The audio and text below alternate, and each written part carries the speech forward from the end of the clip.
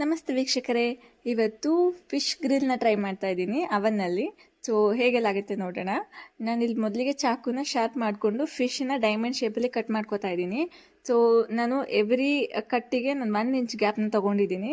ಈ ಥರ ಮಾಡಿದ್ರೆ ಮಸಾಲೆ ಎಲ್ಲ ಕಡೆ ಇಳಿಯುತ್ತೆ, ಆವಾಗ ಫಿಶ್ ತಿನ್ನಲಿಕ್ಕೆ ತುಂಬ ಫ್ಲೇವರ್ಫುಲ್ ಆಗಿರುತ್ತೆ. ಹಾಗಾಗಿ ನಾನು ಈ ಥರ ಕಟ್ ಮಾಡ್ಕೋತಾ ಇದ್ದೀನಿ. ಸೊ ಇದು ಇವಾಗ ನೋಡಿ ನಾನು ಕಟ್ ಮಾಡ್ಕೊಂಡಿದ್ದೀನಿ.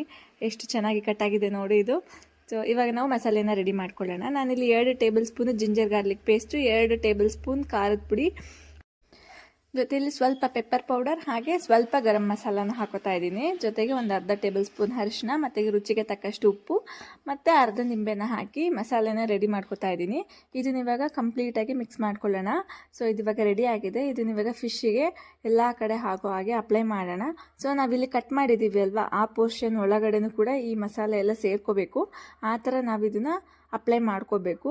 ಸೊ ನಾನಿವಾಗ ಇದನ್ನೆಲ್ಲ ಕಂಪ್ಲೀಟಾಗಿ ಅಪ್ಲೈ ಮಾಡಿ ಇದನ್ನು ಮ್ಯಾರಿನೇಟ್ ಮಾಡಲಿಕ್ಕೆ ಇಡಬೇಕು. ಮಿನಿಮಮ್ 4 ಅವರ್ಸ್ ಇದನ್ನು ಮ್ಯಾರಿನೇಟ್ ಮಾಡಿ ಇಟ್ಟರೆ ತುಂಬ ಚೆನ್ನಾಗಾಗುತ್ತೆ.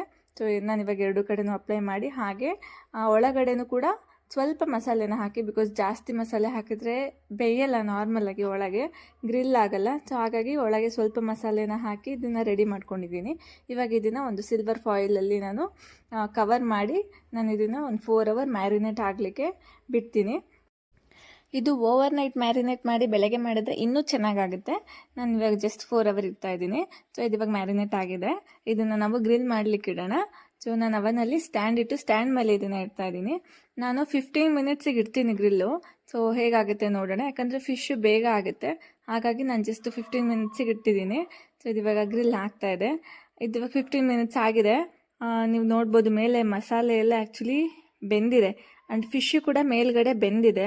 ಬಟ್ ಇನ್ನೊಂದು ಸೈಡು ಇನ್ನೂ ಮಸಾಲೆ ಎಲ್ಲ ಹಾಗೇ ಇದೆ ಆ್ಯಂಡ್ ಫಿಶ್ಶು ಕೂಡ ಅಷ್ಟು ಬೆಂದಿಲ್ಲ ಆ ಸೈಡು.